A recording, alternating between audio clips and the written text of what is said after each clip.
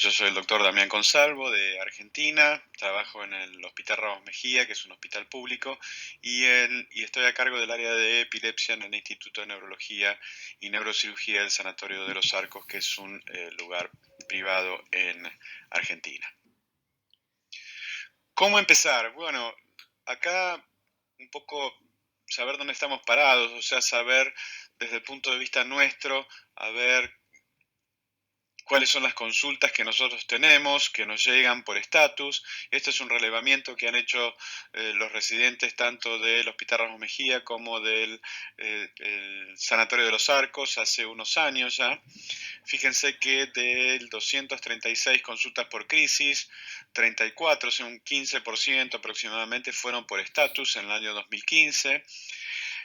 En relación a la diferencia de los tipos de estatus, en el Sanatorio de los Arcos el 27% fueron estatus convulsivo, mientras que en el Hospital Ramos Mejía el 85% fueron estatus convulsivo. O sea, hay una gran diferencia entre la forma de presentación en uno y otro lugar.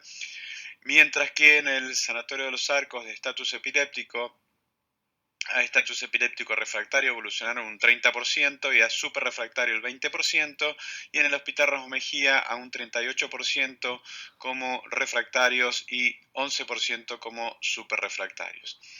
La mortalidad fue del 20% en ambos grupos y del superrefractario del 50%, por supuesto con una gran secuela neurológica en ambos grupos. Entonces, esto es un poco el punto de partida para tratar de qué es lo que nosotros tenemos que mejorar desde el punto de vista médico en lo que hace a la atención de estos pacientes en la emergencia. Yo entiendo que todos los speakers hemos hablado acerca de la definición operativa, pero yo vuelvo a remarcar acá que es lo más importante, porque es en el momento de la toma de decisiones del tratamiento, la definición operativa debemos manejarlo a la perfección, digamos, ¿no? O sea, considerar en principio lo que es el tiempo 1, o sea, el tiempo que uno considera que el paciente tiene diagnóstico de estatus epiléptico, y el tiempo 2, que es aquel en el que comienzan a ver o a perfilarse el daño neurológico. O sea, un tiempo que necesito yo de rapidez en el tratamiento y otro tiempo que necesito yo para evaluar el tema de la agresividad del tratamiento que uno va a implementar para evitar las secuelas, evitar lo que sería la morbimortalidad en estos pacientes. Es importante entonces conocer en principio lo que sería la semiología, porque la semiología nos va a separar un poquito en cómo va a ser el enfoque en lo que hace al tratamiento. Entonces, tenemos que diferenciar dos grandes grupos, que son aquellos que tienen síntomas motores predominantes o prominentes y aquellos que no tienen síntomas motores prominentes, o es lo que llamamos estatus epiléptico no convulsivo. A su vez, los que tienen síntomas motores, si tienen compromiso tónico-clónico bilateral o si es focal, y si es focal, interesa saber si o no tienen compromiso de la conciencia. En aquellos que no tienen síntomas motores prominentes o estatus no convulsivo, lo que interesa saber es si hay o no compromiso de la conciencia. Esto es importante porque en realidad,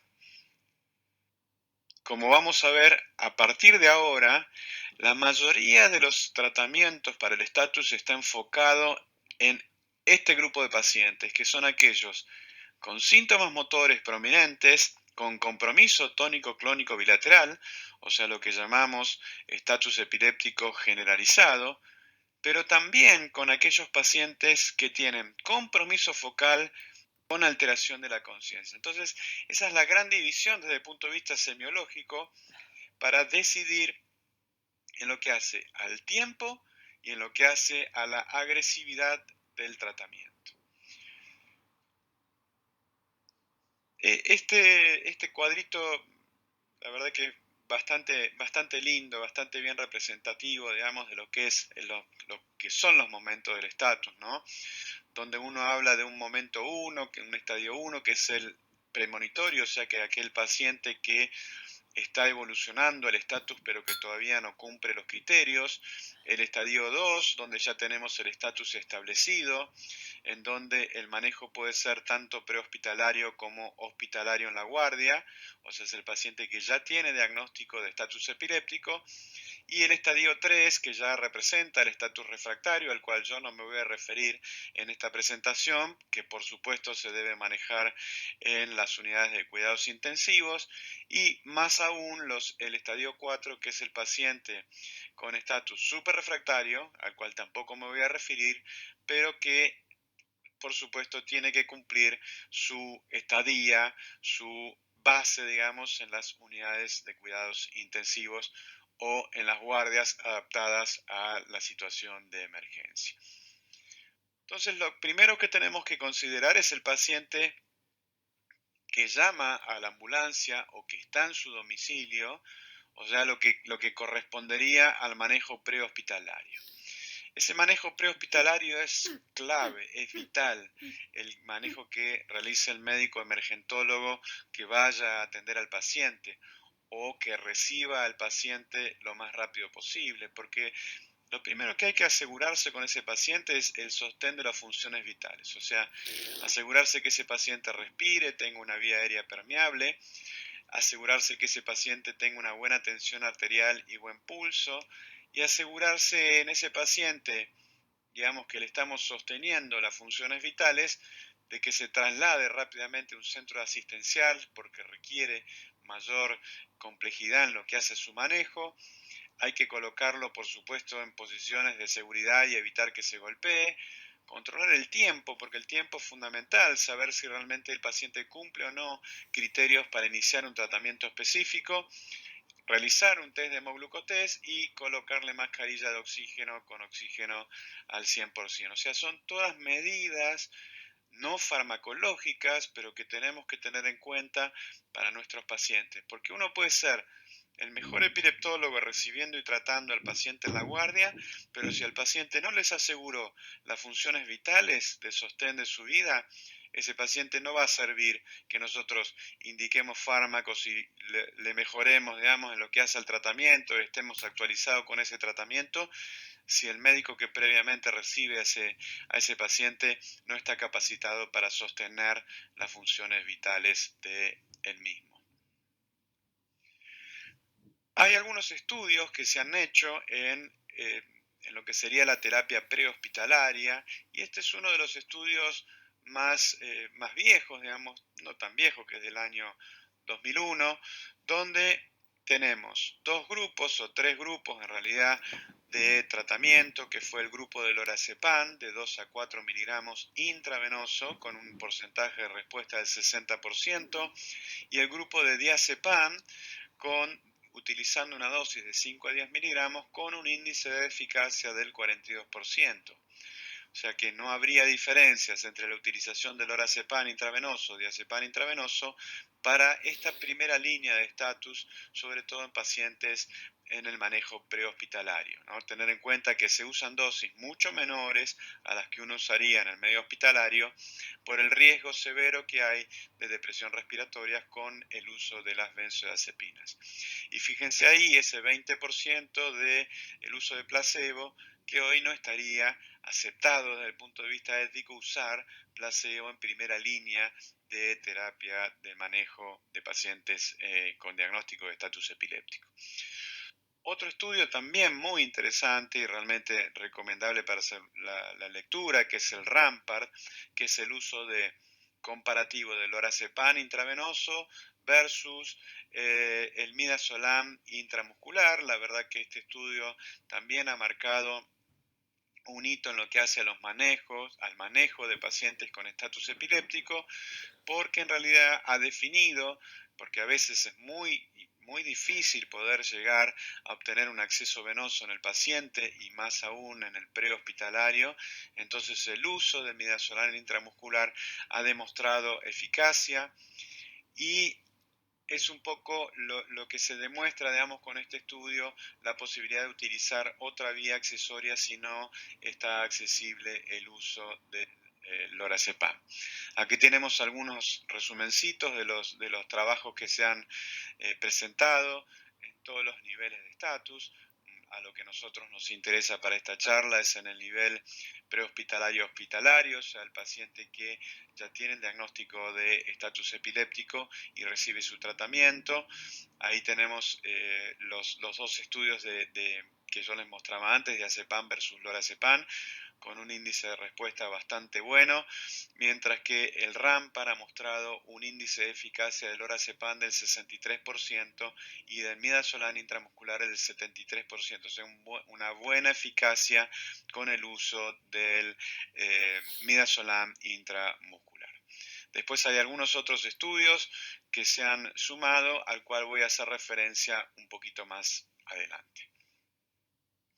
Entonces, desde el punto de vista del manejo prehospitalario, o sea, ¿qué es lo que nosotros podemos utilizar de acuerdo a lo que estuvimos viendo, de acuerdo a lo que se usaron en los ensayos clínicos? Bueno, en el primer ensayo clínico fue el lorazepam 2 miligramos intravenoso, 60% de respuesta, versus diazepam 5 miligramos intravenoso. Este concepto también tenerlo en cuenta porque es muy común que el médico que maneja la emergencia, en lugar de utilizar una vía útil para la absorción del fármaco, a veces, por ejemplo, se va a encontrar que lo va a utilizar intramuscular, teniendo en cuenta que el paciente en estatus epiléptico no es una cuestión que afecta solo a su cerebro, sino al resto del organismo. El resto del organismo quiere efectuar economía en lo que hace la vascularización. Una de las cuestiones que ocurre es que la vascularización de los músculos está reducida, entonces la absorción de ese diazepam, primero la cuestión de la solubilidad de ese diazepam, que es como si fuera una administración de un componente lipídico que no se va a absorber, y segundo, que no se va a absorber por el tema que yo les contaba de recién, digamos, de la vasoconstricción que predomina en la periferia en el paciente con estatus.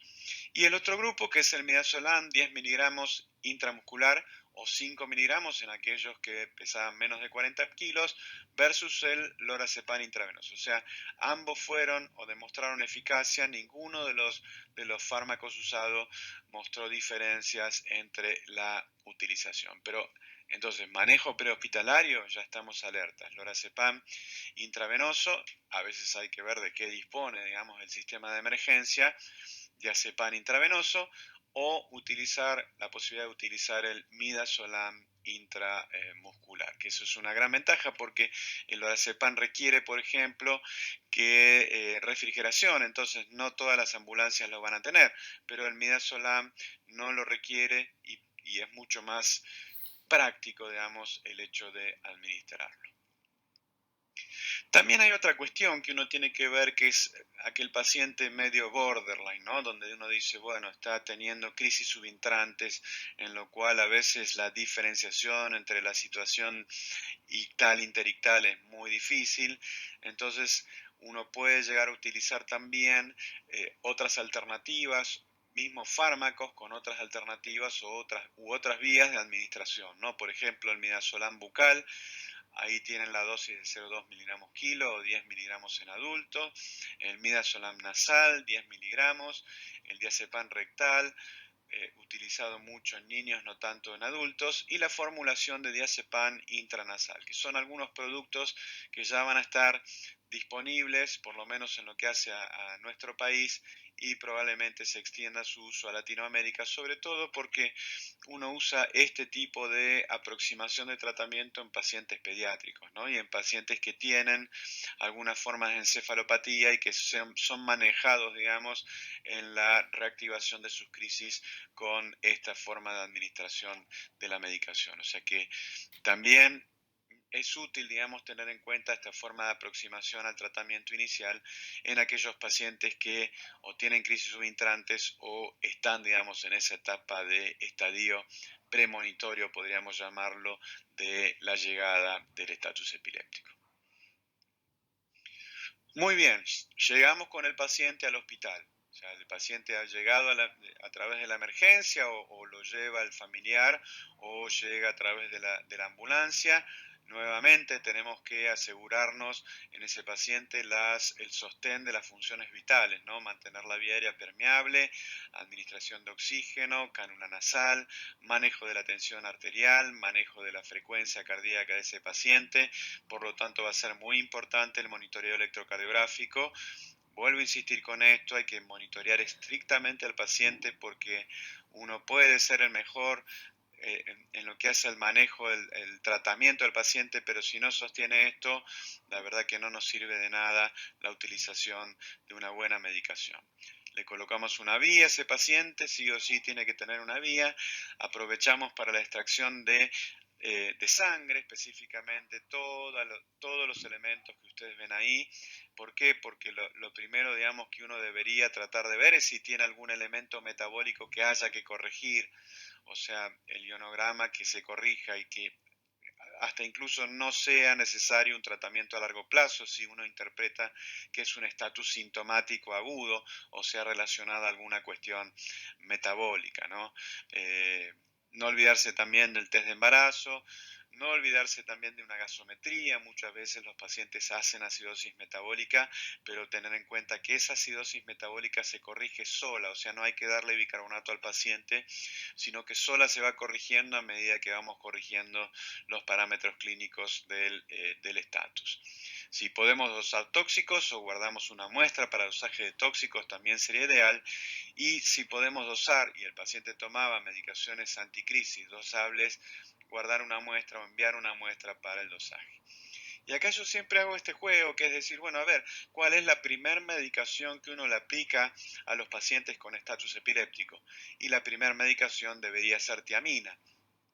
¿Por qué? Porque si uno piensa que la mayor cantidad de pacientes en nuestros países latinoamericanos tienen crisis o estatus en función del antecedente de alcoholismo, de intoxicación alcohólica, la tiamina se hace fundamental en ese sentido para evitar el desarrollo del vernique, sobre todo si yo después evalúo aplicar solución glucosado al 50%, ¿no? Por más que el paciente esté con hipoglucemia, entonces es de buena práctica administrar previamente a la solución glucosada hipertónica la tiamina a dosis de 100 miligramos. Entonces avancemos un poquito en lo que son los que vendrían a ser los estudios que uno va a utilizar en los pacientes hospitalizados. Y el primer gran estudio fue este del año 1998, el estudio de veteranos, que comparó 4 líneas de tratamiento. La línea de tratamiento del lorazepam, del fenobarbital, diazepam y fenitoína, y de la fenitoína sola. Algunas observaciones en este trabajo. Fíjense, en blanco lo que se llama el overt estatus epiléptico, o sea, el estatus epiléptico manifiesto. Y en negro lo que sería el subtle. O sea, aquí podríamos tomar que quizás dentro de este grupo de subtle, de este grupo de pacientes con estatus epilépticos no manifiesto, quizás muchos de estos pacientes tenían o tendrían hoy el diagnóstico de estatus epiléptico no convulsivo, ¿no? Entonces eso es importante como para considerar. En segunda instancia, ver las diferencias en lo que hace a la respuesta terapéutica, ¿no? Fíjense que la mayor evidencia en lo que hace eficacia fue demostrada con el lorazepam, seguido por el fenobarbital y el diazepam y la fenitoína sola. A pesar de esto, digamos, no hubo diferencias entre los grupos de tratamiento, pero siempre, digamos, todos los estudios nos orientan a pensar que el lorazepam parece ser la mejor medicación para iniciar un tratamiento. Fíjense ahí en los sutiles, en los estatus epilépticos sutiles, que en realidad el índice de eficacia es mucho menor, que es quizás a lo que uno esperaría en un paciente con quizás alguna forma de estatus epiléptico representada por algún tipo de anoxia, o sea, los índices de eficacia son muy, muy bajos. Y otro concepto a tener en cuenta también es que si uno le da diazepam al paciente, tiene que ser seguido de otra medicación. En este caso, la dupla que se usó fue diazepam más fenitoína. ¿Y esto por qué? Porque el diazepam tiene rápida redistribución dentro del sistema nervioso central, o sea, abandona rápidamente concentraciones dentro del sistema nervioso central y si hace necesario apuntalar esta eficacia del diazepam, sumarle una medicación anticrisis que tenga un poquito de vida media, un poquito más larga y que se sostenga en el tiempo dentro del tejido cerebral, dentro del parénquima cerebral. Entonces, los 4 grupos analizados, ninguno hubo diferencias, por eso, digamos, es que uno saca, bueno, de dónde poder utilizar los tratamientos, los diversos tratamientos. Entonces, de acá sacamos en conclusión, en primera línea, siempre utilizar una benzodiazepina. Esa benzodiazepina, de acuerdo a la evidencia que nosotros tenemos y que nosotros vimos, va a ser el lorazepam. ¿Cuál es la dosis del lorazepam? 0,1 miligramos kilo a una infusión de 2 miligramos minuto. Hay muchos trabajos que dicen usar la dosis de lorazepam de 4 miligramos. La ampolla trae 4 miligramos. Yo lo que, y a veces dicen repetir esa dosis. Yo lo que les aconsejo es que, por lo menos lo que yo les sugiero, digamos, a los residentes que nosotros formamos y a los fellows que nosotros formamos es usar la dosis de 0,1 miligramo kilo. O sea, si el paciente pesa 60 kilos, usar 6 miligramos. Si el paciente pesa 80 kilos, usar 8 miligramos. O sea, no quedarse corto, porque si no a veces uno se queda corto en el tratamiento y no sabe si no respondió porque no va a responder a primera línea o no respondió porque en realidad se quedó corto en lo que hace el tratamiento. Entonces, serán agresivos desde el principio, utilizar dosis buenas sabiendo que la posibilidad de depresión respiratoria en ese paciente es muy alta, ¿no? Otra primera línea, entonces, que también analizó el estudio de veteranos fue diazepam más fenitoína, el diazepam 0,3 a 0,5 miligramos kilo, 2 miligramos minuto, más la fenitoína a dosis de 15 a 20 miligramos kilo, a una infusión a 50 miligramos minuto. Y si el paciente se supone que si tomaba fenitoína, uno le debería reducir la dosis a la mitad. En realidad, si uno pudiese tener el dosaje de fenitoína que ya le fue pidiendo al paciente, sería lo ideal, cosa impracticable, digamos, en nuestros hospitales y servicios de emergencia de Latinoamérica. Pero eso sería lo ideal, ¿no? Ver con qué nivel de fenitoína el paciente ingresa a la emergencia teniendo el estatus. Hay otros países que utilizan el clonazepam, allí tienen la dosis, y el midazolam intramuscular, que fue lo que vimos cuando uno no tiene chances de un acceso venoso en un paciente y continúa en estado de mal. Entonces, primera línea siempre va a ser la benzodiazepina, de preferencia el uso del lorazepam. Si van a usar diazepam, por favor, asócienlo a alguna otra de las medicaciones anticrisis como vamos a ver ahora. Y si uno usa midazolam intramuscular, también se podría, digamos, tomar un tiempito en lo que hace a la decisión de cómo seguir con el tratamiento. Bueno, ¿qué pasa si el paciente falla a primera línea? Eso es un poco lo que se planteó en este estudio. Es un estudio modelo, recomendable para leer.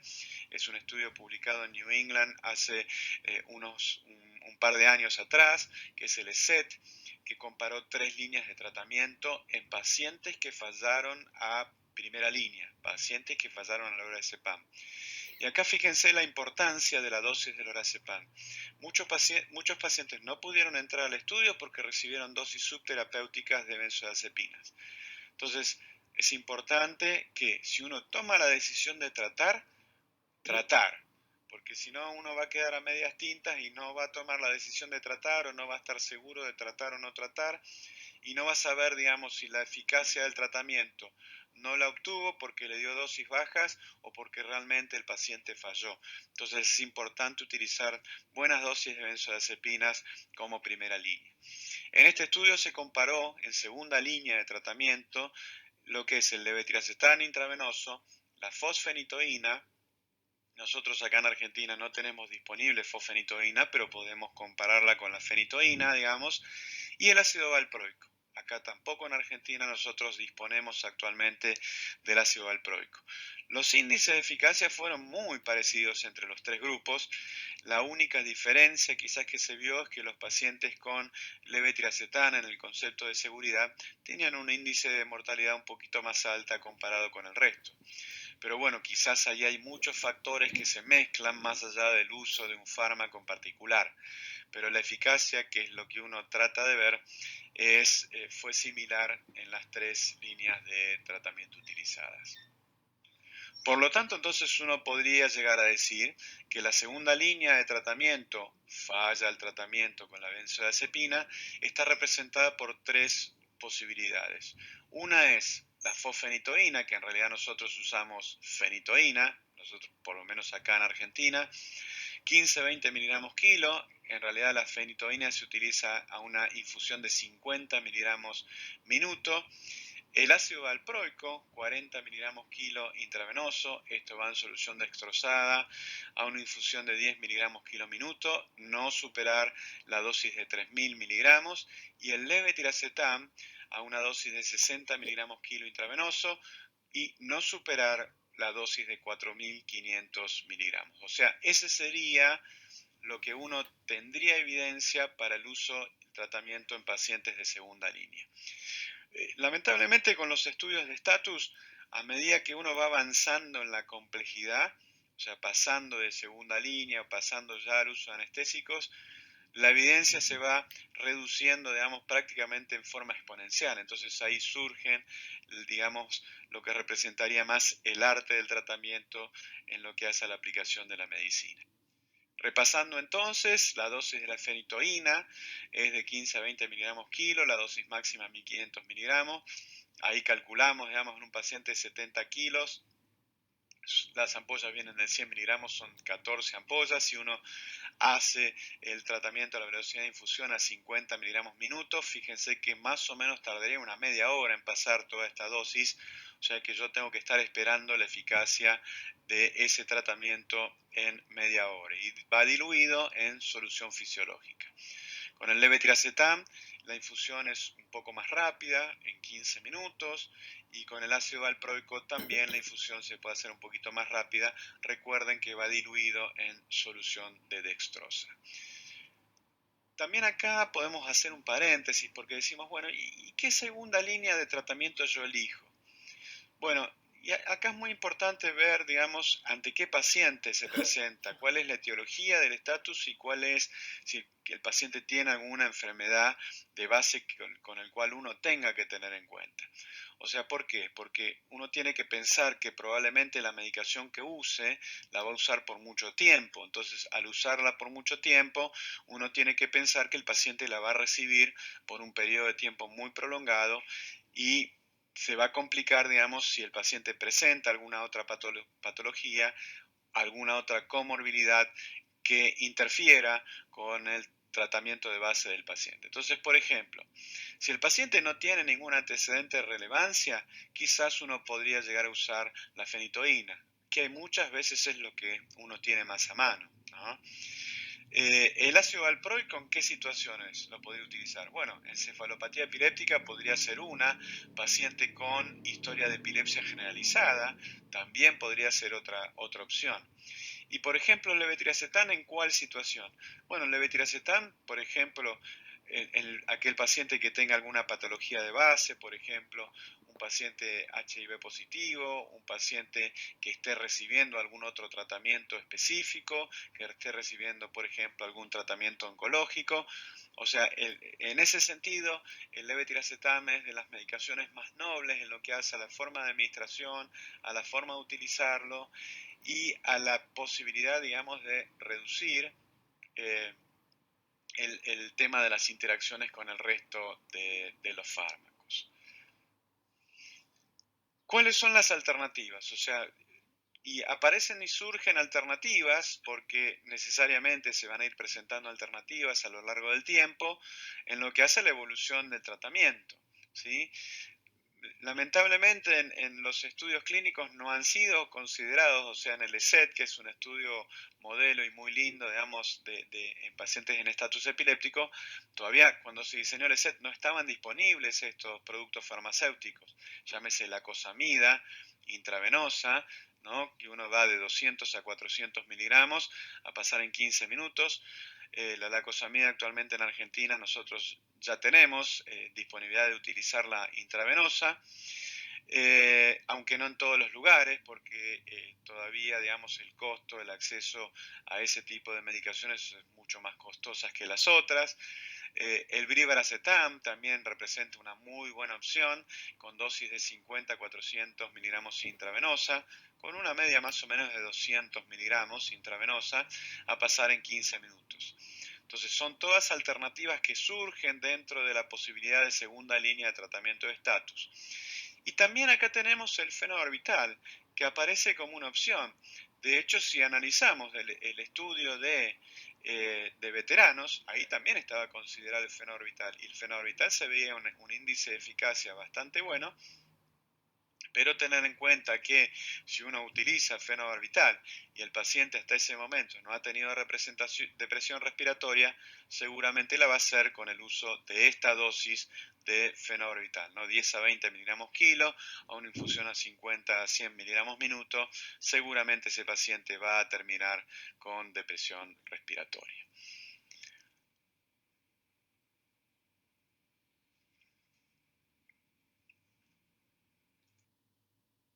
Comparemos entonces algunas guías que han aparecido en los años previos, digamos, con el uso de manejo de pacientes de estatus. Está la guía de la American Epilepsy Society, que no me voy a hacer referencia a los últimos puntos, pero sí a lo que hace a las primeras líneas y segundas líneas de tratamiento.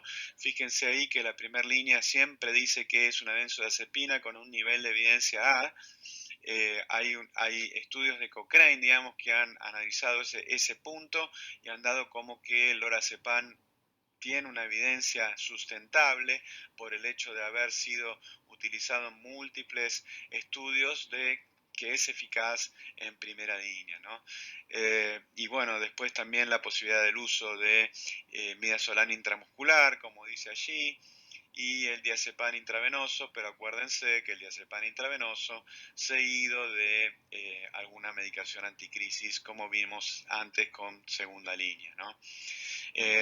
Un dato interesante acá, que aparece que si ninguna de las opciones de benzodiazepinas está disponible, bueno, aquí la sugerencia era usar el fenobarbital, que fue también un poco la evidencia que se tenía del estudio de veteranos. Fíjense que este estudio o este análisis es del año 2016, o sea, todavía no estaba publicado el ESET, pero sin embargo, como segunda línea ya aparecían la fosfenitoína, el ácido valproico y el levetiracetam. O sea, esta es una guía interesante porque pone en relevancia, digamos, la posibilidad de usar el fenobarbital, al cual voy a hacer referencia más adelante, pero quizás falta alguna actualización al respecto. Una muy linda guía es esta guía de Yale, donde lo que vamos a analizar, digamos, específicamente, van a ser los dos primeros ítems, donde está la primera línea de tratamiento, que es por supuesto lo de siempre, ¿no? el lorazepam y el midazolam intramuscular, también como opción, o el diazepam, y si ya el paciente falla, avanzar con la segunda línea, que es lo mismo, digamos, que está planteado en el estudio de SET. O sea, interesante porque ya esta guía se va actualizando permanentemente, es una guía que la pueden ver online en esta página, y la verdad que es muy interesante de plantearlo porque está bastante actualizada y se va actualizando permanentemente con las opciones de tratamiento. Incluso acá plantean, digamos, las alternativas de tratamiento, lacosamida, brivaracetam, o sea, se plantean también como opciones de tratamiento. En todo este concepto, digamos, ¿necesitaríamos un electroencefalograma? Bueno, el electroencefalograma resulta vital, no va a estar accesible para todos nuestros lugares. La verdad que sería ideal poder acceder a un estudio electroencefalográfico en la emergencia. Nosotros tenemos, tanto en el hospital como en el sanatorio, la posibilidad de tener electroencefalografía de guardia. Eso es una gran ventaja porque permite, digamos, no solo ver la eficacia del tratamiento, que es lo ideal, porque uno debe evaluar la eficacia de un tratamiento no solo con la clínica, sino también con el electroencefalograma, sino también a veces porque lo que puede pasar es que uno pasa un paciente de estatus epiléptico convulsivo a un no convulsivo, que esa es una situación bastante frecuente, entonces también, digamos, debe conocer esa situación y la única forma de saberlo es utilizando el electroencefalograma. Entonces, resulta vital para el control del paciente en lo que hace al monitoreo del tratamiento en estos momentos, en estas primeras líneas. Resulta fundamental saber que el paciente respondió tanto clínica como eléctricamente. Resulta fundamental si el paciente no recuperó la conciencia específicamente por eso. Y resulta fundamental también si yo sigo sospechando que el paciente esté en SENC. Entonces, hasta aquí yo he hablado de la parte de estatus con síntomas motores, con compromiso tónico-clónico bilateral o focal con alteración de la conciencia. A partir de acá, todo lo que yo les voy a decir, en realidad no hay evidencia sustentable, pero es un poco lo que uno va viendo con la experiencia de, por ejemplo, ser un poquito más condescendiente con el diagnóstico de estatus y en algunos pacientes no ser tan agresivos con su tratamiento. Por ejemplo, tenemos acá pacientes con estatus con síntomas motores focales, pero sin alteración de la conciencia. Por ejemplo, es un paciente con Rasmussen, es el ejemplo clásico, digamos, ¿no? Entonces, ¿qué es lo que uno va a priorizar en estos pacientes? En realidad, lo que uno va a priorizar va a ser el tratamiento de la etiología. Si yo tengo un paciente en el cual presumo que el diagnóstico del estatus se debe a un Rasmussen, voy a indicar el tratamiento específico para eso. Si yo sospecho que el paciente tiene un estatus focal motor porque tiene un stroke, yo voy a hacer el tratamiento para eso. Y como la morbimortalidad en estos pacientes es incierta, uno podría usar primera línea de tratamiento. Muchas veces nosotros usamos medicación oral y seguramente, como el paciente está en estatus, va a plantearse el uso de medicación anticrisis. Aquí, digamos, un poco queda a criterio de cómo utilizarlo, si va a usar la vía oral o va a usar la vía intravenosa. Lo que nosotros hacemos es, si utilizamos la vía oral, damos dosis de carga por vía oral, y si nosotros usamos la vía intravenosa, damos dosis de carga por vía intravenosa. Pero no seguimos avanzando en lo que hace allá ese paciente, considerarlo refractario, considerarlo resistente y ya pasarlo anestésico, sino que nos tomamos un tiempo para analizar y para ver, digamos, cómo controlamos la etiología específicamente en ese paciente. Les vuelvo a repetir, acá no hay evidencia, esto es un poco de la experiencia, pero quizás, digamos, a veces la experiencia también es útil para transmitírselas. Y es un poco como nosotros nos manejamos en lo que hace al algoritmo en la guardia, ¿no? O sea, nosotros tenemos nuestros residentes del sanatorio y del hospital manejan, digamos, este algoritmo para el paciente con estatus. Vamos al otro grupo, o sea, pacientes sin síntomas motores o estatus no convulsivo, pero con compromiso de conciencia. O sea, acá la diferencia en lo que hace al compromiso de conciencia, probablemente uno sí tenga que ser agresivo en lo que hace al tratamiento, o sea, sí tenga que seguir los pasos de un estatus epiléptico convulsivo, o sea, se dirigiría un poquito a lo que vimos previamente del lado de la izquierda, ¿no? Si uno busca algún apoyo en la literatura en esto, bueno, está la guía de Yale, que fue un poco la que yo les mostraba recién, que nos habla, bueno, de diferentes alternativas, de diferentes pasos, pero que muchos de ellos pueden llegar a ser incluso agresivos. Si uno lee el Up to Date, también dice, uno tiene que ser agresivo en el tratamiento, pero no especifica, digamos, esto como yo les fui tratando digamos, de disecar un poquito qué paciente necesita este tratamiento y qué paciente no necesita este tratamiento, o no necesita uno ser extremadamente agresivo para el tratamiento, ¿no? O sea, uno prioriza también el estado del paciente como para decir, bueno, el paciente seguramente no se va a justificar que ingrese a terapia intensiva si tiene un estatus focal motor. ¿no?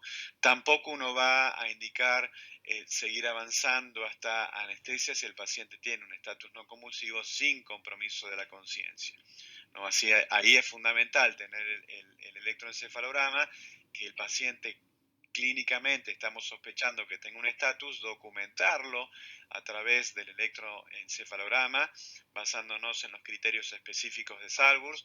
Los remito a las clases previas, digamos, para revisarlos.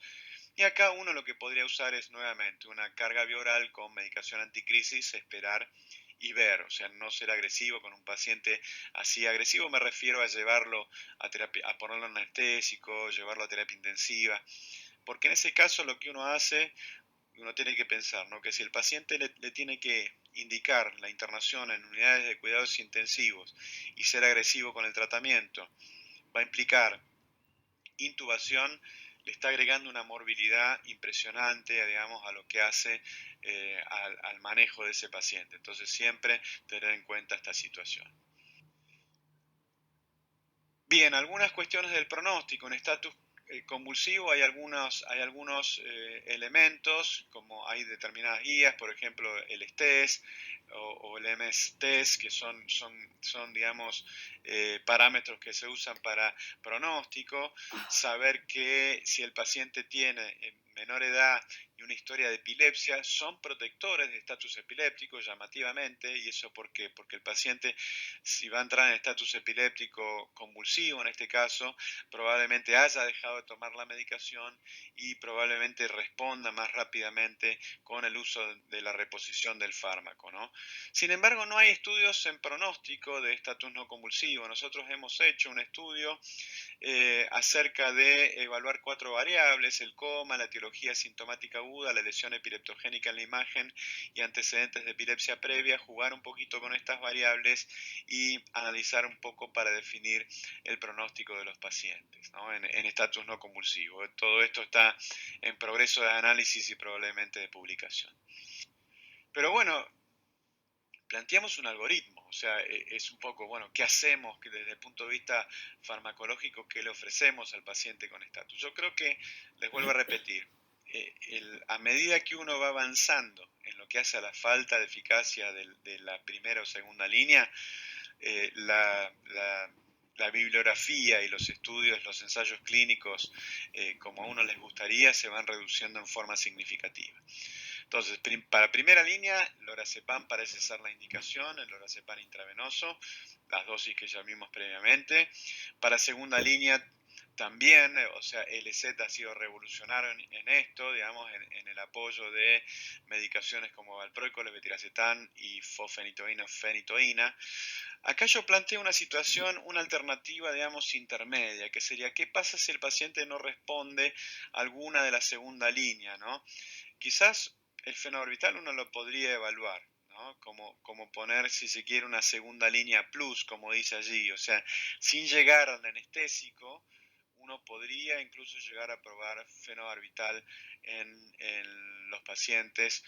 Por lo menos eso yo lo que les dejo a los residentes, digamos, como para pensar, como dejarlo como un final abierto, digamos, si uno a veces no tiene acceso a la unidad de cuidados intensivos rápidamente, como necesitaría en el paciente que lo pasa a anestesia.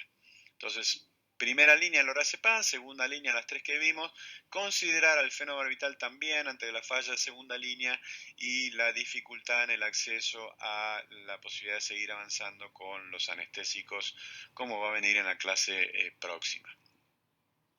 En definitiva, entonces, el estado de mal epiléptico representa una situación de emergencia médica. O sea, el paciente tiene una alta morbimortalidad, por lo cual uno tiene que ser rápido y agresivo en el tratamiento, ¿sí?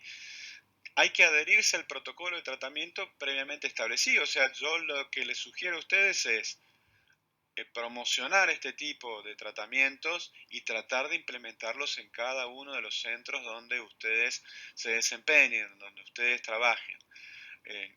No es que uno tiene que usar el protocolo que yo les mostré, o sea, uno puede tener su protocolo, pero tiene que adherirse específicamente al protocolo de cada uno de los sitios, ¿no? Es importante entonces el inicio del tratamiento, la semiología, la particularidad clínica que tiene el paciente, si lo podemos acompañar con un electro mejor, y la elección del tratamiento va a depender tanto de la semiología como de la etiología y como de las comorbilidades asociadas.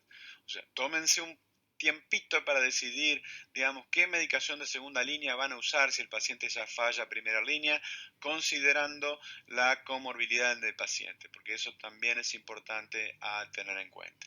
Y por supuesto el electroencefalograma es una herramienta fundamental para nosotros que trabajamos en epilepsia y particularmente en pacientes con estado de mal, porque nos permite el monitoreo del estatus epiléptico convulsivo, evaluar una respuesta real e indudablemente el diagnóstico del estatus epiléptico no convulsivo.